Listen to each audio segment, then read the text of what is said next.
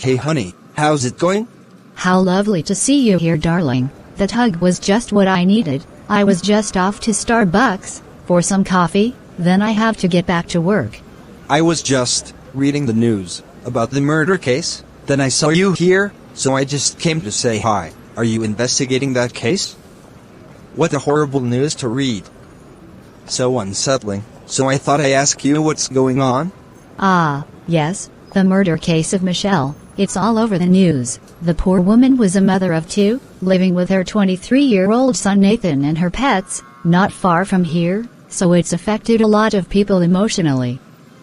She had no enemies, was a loving and caring woman, and all of a sudden we got a call from her son, Nathan, saying his mother was stabbed by a masked man.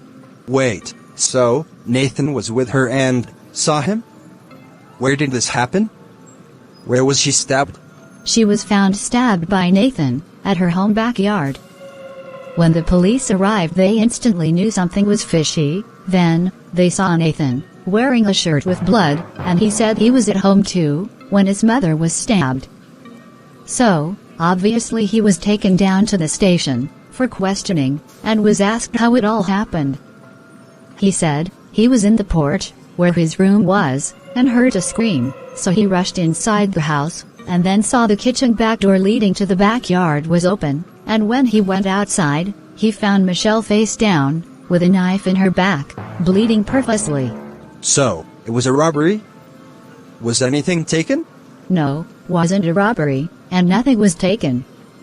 But Nathan did see a masked man running away right when he found his mother.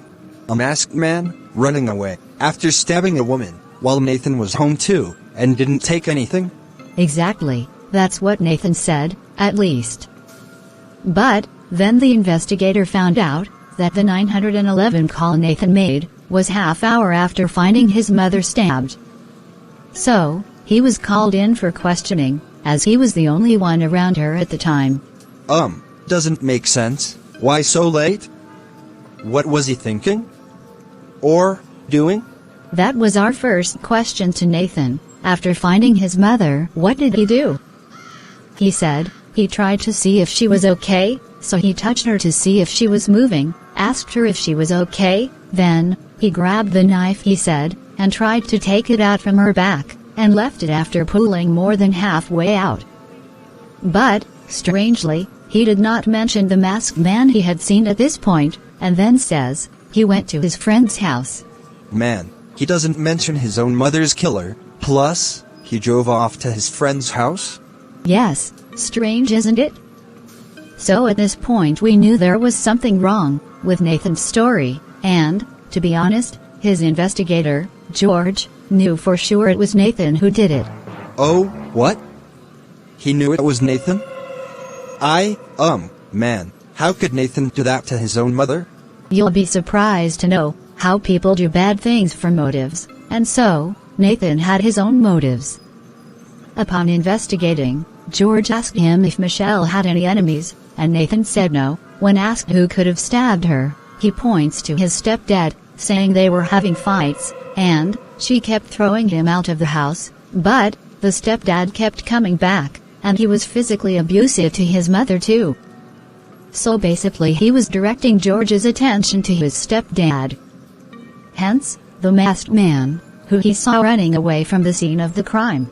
So, the investigator, George, thinks it's Nathan who killed his own mother, but Nathan isn't confessing. Do you think he will confess?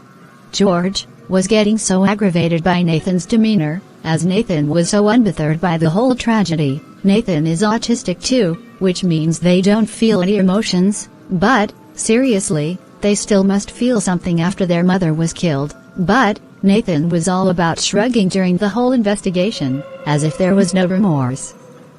So George decided to lay it all out straight to Nathan, so Nathan could see he's not fooling anyone with his masked man story. Oh, how horrible to know Nathan had no remorse, which means he planned it. What did George do to get him to confess? George told him from the start, the story makes no sense, because, first of all, if a masked man had stabbed Michelle, then Nathan wouldn't have had her blood on his shirt, and the masked man would have been on a neighbor's CCTV camera too. Then, he said he tried to take the knife out of her back, but the knife, according to autopsy report, wasn't moved an inch, and then he said he drove off to his friend's house and called the police from there after half hour, when he should have called them from his own house. And not to mention, he had scratches on his left arm and right cheek too, which he didn't realize he had them, meant that Michelle's fingernails contains his skin, proving Nathan stabbed and killed her. It was him, and the masked man doesn't exist.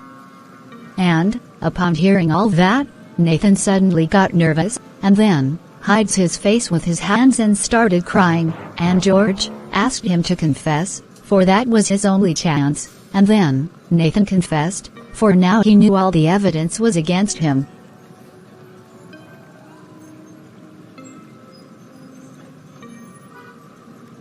Honey, I know, all this makes you angry, and hurts you, but at least, you guys did a good job getting Nathan. I'm so proud of you, my darling. Thank you, honey. Yes, it's hurtful, but it means a lot to me that you're proud of me.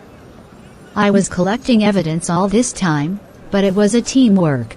So, tell me, what did you guys find out about his motives behind this heinous crime? Well, as it turns out, Michelle was struggling with Nathan's disregard for his responsibilities around the house. She had been constantly pushing him to get a job as he was 23 years old, and was sitting in the house all day, watching TV, and playing video games, which worried Michelle, and she decided to be firm when Nathan did not budge, and puts him in the room at the back of the house, that opened to the back porch, and takes his TV and computer from him too, so he can go look for a job. So, 2 days before the murder, she had made him sleep in the porch, which had made him vengeful towards her, and, on the day of the murder, she was in the kitchen with him, and confronted him for not doing anything despite her punishments, and that's when Nathan grabs a kitchen knife and stabs her in the neck first, then in her stomach. She scratched him in pain to stop him. Then she opened the kitchen door and tried to run outside, when Nathan stabs her in the back again, in the yard. What the hell? So, he killed his own mother for that? Because he didn't want to work? Is that it? Exactly. That was his motive for killing her. He even drove off to his friend's house, without calling the police from his own house, to make sure she dies. Friend's house was half a mile away.